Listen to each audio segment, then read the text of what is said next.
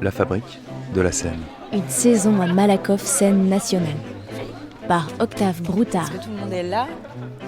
Et bien du coup, on va pouvoir reprendre par un nouvel exercice. Épisode 17. Et oui, peut-être qu'on va commencer par vous présenter Octave, qui du coup va faire ça avec nous toutes cet après-midi. Et voilà, il prend du son, comme ça résonne beaucoup. Des fois, il se rapproche, mais vous ne le savez pas. Enfin voilà, c'est Mardi 28 septembre, on est dans la rue. Non pas à Malakoff cette fois-ci, mais à Vanves, devant le lycée professionnel d'Ardennes, où on va aller rencontrer des lycéens, des lycéennes qui vont intégrer un spectacle, et plus particulièrement le chœur d'un spectacle. Le chœur, c'est-à-dire un groupe de personnes qui chantent d'une seule voix dans le cadre du spectacle Céphila. Céphila, c'est comme l'adjectif démonstratif, CES, pour un spectacle itinérant interprété par un collectif d'artistes qui racontent l'histoire d'une jeune femme harcelée par ses camarades de lycée.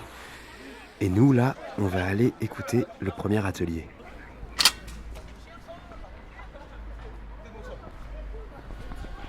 Voilà, donc là, on arrive dans la salle polyvalente du lycée. Et il y a déjà la musique.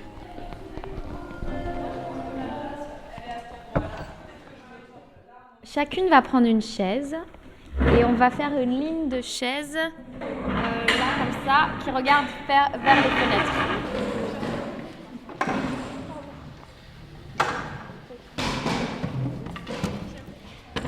Bonjour, alors moi je m'appelle Suzanne Gélé, je suis comédienne et metteuse en scène et je fais partie de la compagnie La Collective Ces Filles-là. Alors, qu'est-ce que c'est que la collective Ces Filles-là ? C'est une compagnie de théâtre. On est environ 12-13 femmes à faire partie de cette compagnie. Et on a plein d'activités à côté, plein d'aventures théâtrales, comme la participative de ces filles-là. Alors justement, là on est dans un lycée, et le but c'est de faire participer des jeunes filles au spectacle. Ça consiste en quoi ? Comment ça marche ? Alors le spectacle qu'on a créé qui s'appelle Ces filles-là, c'est l'histoire d'une bande de filles en lycée. Qui vont subir un événement dramatique, un cyberharcèlement. Et en fait, nous, on est 6 à l'interpréter sur scène. Et dans notre idéal, une fois par an, on propose à d'autres femmes de venir interpréter ce groupe de filles avec nous. Donc c'est un peu ce qu'on appelle une version augmentée de la pièce. La mise en scène se ressemble. Elle est un peu similaire à celle qu'on a l'habitude de faire quand on est à 6, mais on réinvente avec elle des parties, on réintègre des scènes, on en enlève certaines. Et surtout, sur la ligne de toutes ces filles, on est, au lieu d'être 6, on est 15, 18, 22. C'est super. Et j'ai lu qu'en fait ça formait un chœur, un chant choral. Mm-hmm. Quel est l'intérêt de faire déclamer d'une seule voix finalement toutes ces jeunes filles ? Alors la pièce est écrite comme ça, c'est l'auteur qui a choisi d'écrire une pièce pour 20 voix de femmes. En gros, au début de la pièce, c'est écrit « Ces filles-là, : » et là il y a tout le texte qui défile. Et c'est une forme, on appelle ça une forme chorale, c'est du théâtre choral. Et nous, on a voulu garder cette manière de parler, parce que pour nous, elle représente déjà la puissance du groupe, faire voix ensemble, faire voix commune. Et puis surtout, elle est représentative de la manière dont on parle dans une cour d'école. Et c'était la chose qui nous paraissait la plus intéressante pour jouer des adolescentes alors que nous on n'en était pas. On s'est dit si on parle ensemble, si on reconstruit quand on raconte une histoire qu'on a vécue ensemble, on a toutes des manières de le raconter différentes, mais en même temps parfois on utilise les mêmes mots, on utilise les mêmes ressorts dramatiques, et le fait de faire une seule voix, ça permet des dissonances, des synchronies, et ça reproduit un peu la manière qu'on a de parler quand on est en fête, entre copines, en bande. Si la pièce parle du cyberharcèlement, du harcèlement tout court, c'est souvent parce que c'est des phénomènes de groupe. Du coup, le cœur, la force collective de ces jeunes filles, elle est positive ou c'est pris sous un prisme négatif ? Là, le parti pris de l'auteur, c'est de montrer un groupe de filles qui en harcèlent une autre, et la victime, elle n'a jamais le droit à la parole. Donc là, la force du groupe, elle est dévastatrice.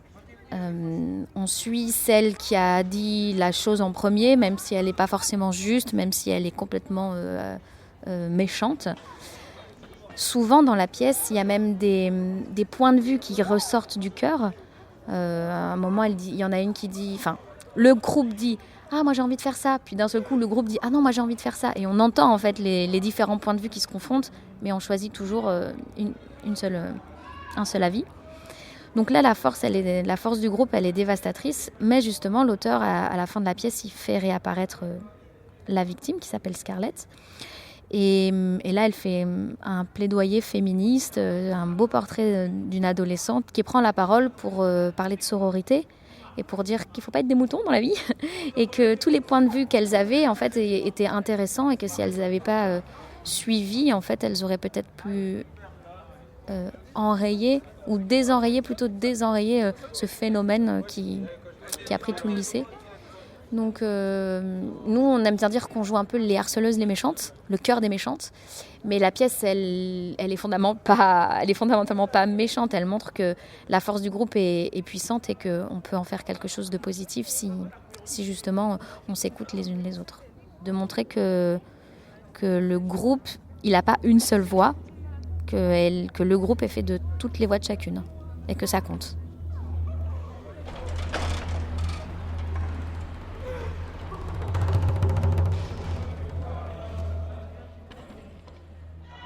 Ces filles-là, ça parle d'un groupe de 20 filles qui ont grandi ensemble, toujours dans la même classe. Elles sont meilleures amies et un jour au lycée, il y a la photo de l'une d'elles qui circule où elle est nue. Et à partir de ce moment-là, on va voir comment le groupe se désolidarise et toutes les réactions en chaîne et les rumeurs que ça va occasionner. Première consigne, vous allez chuchoter. Une va commencer à chuchoter, puis une deuxième va s'ajouter, puis une troisième, puis une quatrième, jusqu'à ce que toutes chuchotent. Et quand vous pensez être toutes en train de chuchoter, alors il y en a une qui se tait, une deuxième qui se tait, jusqu'à ce que tout le monde se taise.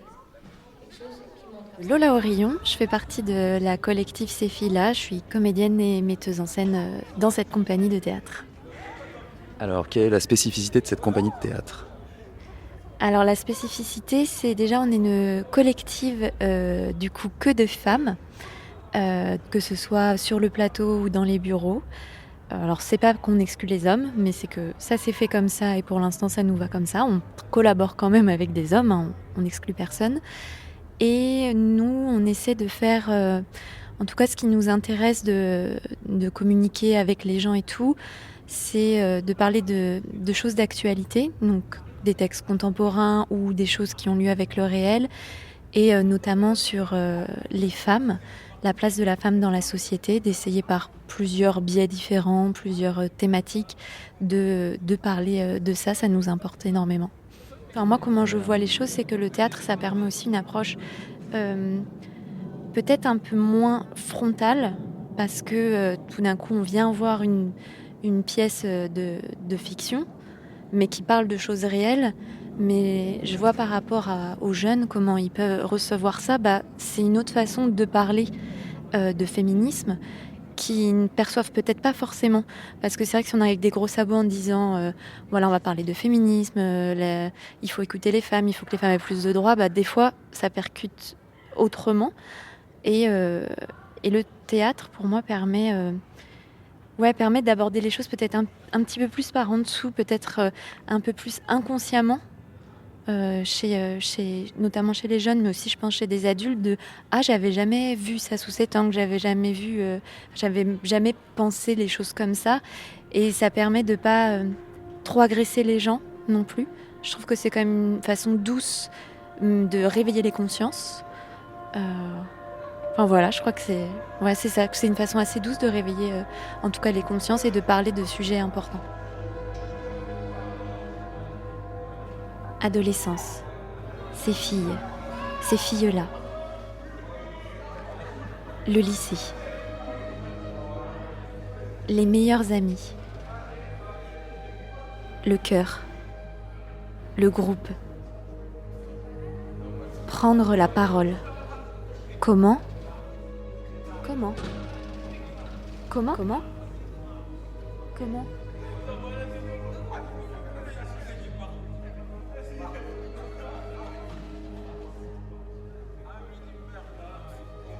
Je m'appelle Clémence, je suis en bac pro coiffure au lycée de Florian à Sceaux. Dans quelle classe? En première. Qu'est-ce qu'on a fait? On s'est présenté déjà, on a commencé par dire nos prénoms. Ensuite on s'est mis en binôme, on a appris ce qu'ils aimaient ou pas, les gens de ce lycée du coup. Et ensuite on a fait un exercice où on devait marcher en rythme sur une musique et tout. Voilà. On a le titre qui s'appelle Ces filles-là. Et sinon on a eu le texte mais on l'a pas encore lu. C'est tout. C'est sur le harcèlement d'une fille au lycée. Sur une photo nue d'elle qui tourne. J'ai jamais vécu ça mais je suis un peu touchée quand même.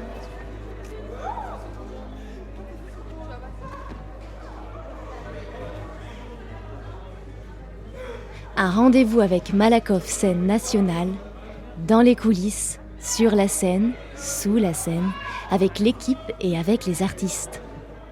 C'est La fabrique de la scène.